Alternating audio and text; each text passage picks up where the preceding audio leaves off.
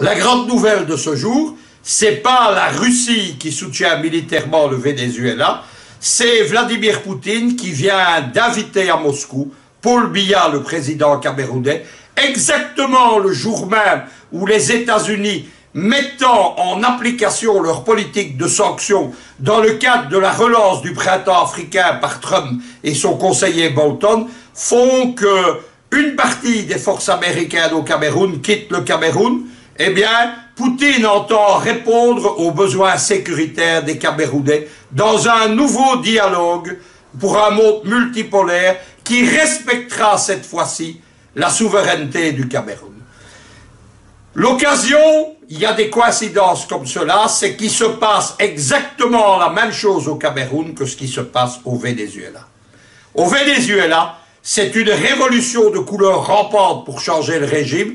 Elle existe depuis 2002, elle a visé à de nombreuses reprises Chavez, elle vise maintenant son successeur Maduro. Au Cameroun, c'est une révolution de couleur rampante qui a lieu depuis l'automne 2014, depuis la proclamation du printemps africain lors du sommet USA-African Leader par Obama et Kerry à Washington en début août 2014.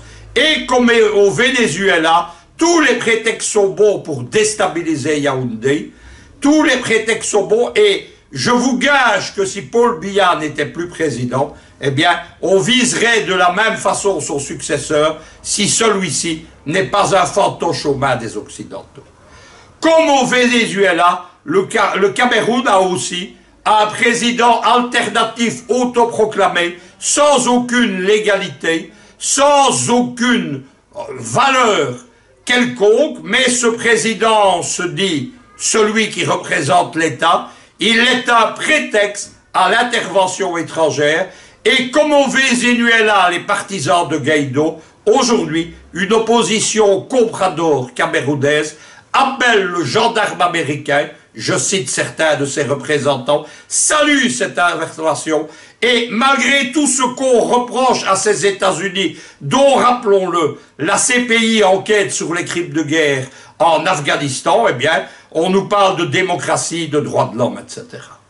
Au Cameroun, comme en Afghanistan, démocratie, alternance, élections transparentes, constitution et autres choses, ce ne sont que des sucreries empoisonnées à l'usage de populations en détresse que l'on entend manipuler. Ce qui intéresse les États-Unis, ce n'est absolument pas cela. Ce sont tout d'abord les richesses du pétrole et du gaz vénézuélien, comme les richesses du sous-sol camerounais, ou, pour le cas de la sécession amazonienne, le pétrole qu'on attend de la péninsule de Bakassi.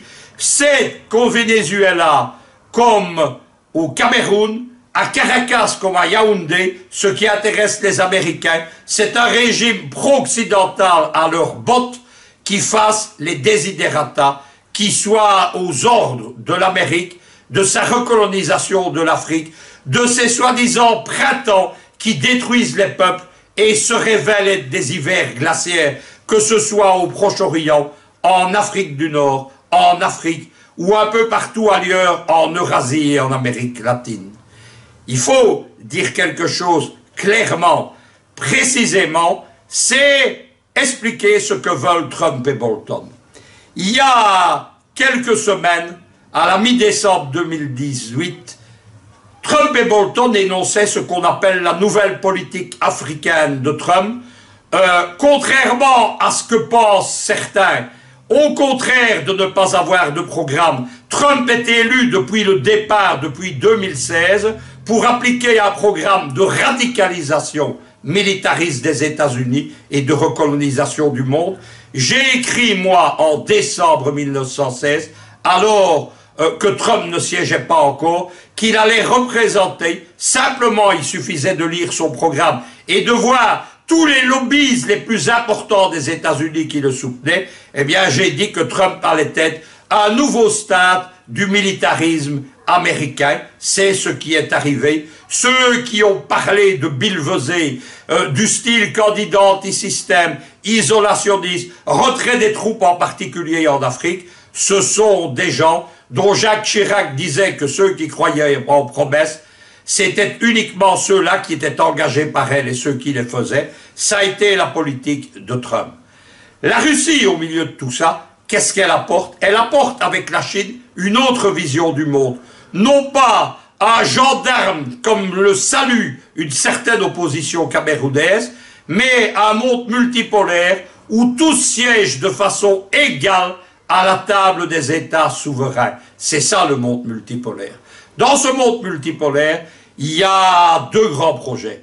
Il y a le projet géoéconomique qu'on appelle les nouvelles routes de la soie de Xi Jinping. C'est aussi l'actualité. Xi Jinping, qu'est-ce qu'il veut? C'est unifier par l'économie, avant qu'elle ne le soit par la géopolitique, l'Eurasie et l'Afrique, ce que les géographes appellent déjà d'un nom unique, l'Afro-Eurasie. Vous savez que la Méditerranée, ce n'est qu'un accident de la dérive des continents, et que avant, comme dans un futur lointain, l'Afrique et l'Eurasie se rencontreront de nouveau pour faire une seule masse continentale. Aujourd'hui encore, les montagnes qui sont en Europe, comme les Alpes, les Balkans, et très loin jusque précisément l'Asie, c'est un morceau du continent africain dont la plaque tectonique est venue frapper, celle de ce qui allait devenir l'Europe. On ne parle pas d'ailleurs en véritable géopolitique, on ne parle pas d'Europe ou d'Asie, mais d'Eurasie qui est un seul continent. Xi Jinping veut l'unir à l'Afrique, c'est la sécurité économique. Poutine, lui, il a un autre projet. Tout d'abord, c'est le néo-eurasisme, l'unification de l'Eurasie, c'est la même idée que de Xi Jinping. Depuis Vladivostok sur le Pacifique jusque l'Espagne dans l'océan Atlantique, c'est une idée que je connais bien puisqu'elle n'est pas née à Moscou, elle est née à Bruxelles avec mon école géopolitique dans les années 1982-1985. Nous parlions à l'époque d'empire euro-soviétique, on parle aujourd'hui d'Eurasie. C'est la même idée avec le même slogan que nous avions défini à l'époque, l'Europe de Vladivostok jusque l'Atlantique. Poutine, dans cette vision, il veut que cette Eurasie tente la main à l'Afrique. Les Américains disent que la Russie est de retour sur les champs de bataille de la guerre froide. Et comme au temps de Brejnev, qu'on avait surnommé l'Africain, la Russie, elle apporte son aide à l'indépendance des États africains, comme l'a fait l'Union soviétique. C'est cela, la main tendue au Cameroun aujourd'hui, comme elle a été aussi tendue au président Touadéra de Centrafrique, qui n'a qu'à s'en féliciter.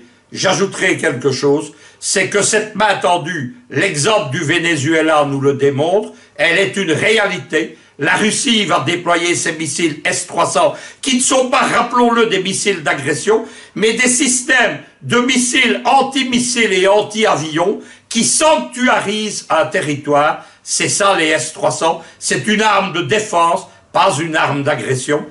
Rappelons enfin une dernière chose, c'est que ce soit au Cameroun, que ce soit au Venezuela, que ce soit en Syrie encore ou dans tellement d'autres pays, il y a une nouvelle guerre froide 2.0 qui se déroule, qui est l'héritière, mais dans une autre configuration géopolitique de l'ancienne guerre froide. Il y a deux blocs qui s'affrontent, le bloc des pays émergents, conduit par Pékin et par Moscou, le bloc impérialiste américano-atlantiste avec les États-Unis, leurs domestiques de Bruxelles, leurs domestiques australiens, japonais, asiatiques et autres, leurs domestiques aussi, malheureusement il faut le dire, ces chefs d'État africains qui accueillent l'Amérique, qui soutiennent l'Africom, qui servent de porte d'entrée aux États-Unis, eh bien, dans cette guerre froide 2.0, c'est un choix, une alternative, pour le Cameroun comme pour tous les États africains, où continuer à être un butin, un enjeu de l'histoire, ce qu'est l'Afrique, de la conférence de Berlin jusque la fausse décolonisation des années 1950-60, ou redevenir un sujet de l'histoire, main dans la main, avec Moscou et Pékin. Vous savez que je plaide depuis ces années pour cette seconde alternative. L'avenir de l'Afrique, il se lève à l'Est, vers Moscou, vers Pékin, vers la liberté.